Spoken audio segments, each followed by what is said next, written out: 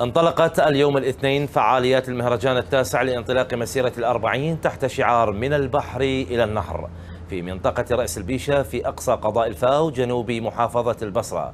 ويعد المهرجان إعلانا رسميا لانطلاق مسيرة أربعينية الإمام الحسين عليه السلام مشيا على الأقدام صوب مدينة كربلاء من مختلف المحافظات والمدن العراقية إحياء للمناسبة. وقال عضو اللجنة المنظمة للمهرجان الشيخ فيصل العبادي في كلمة بالمناسبة: كان من المفترض أن تكون الكلمة الملقاة للمهرجان من أسرة آل الحكيم، لكن فجعنا بفقد المرجع الديني الكبير السيد محمد سعيد الحكيم والانشغال بتشييعه وتجهيزه ودفن جثمانه،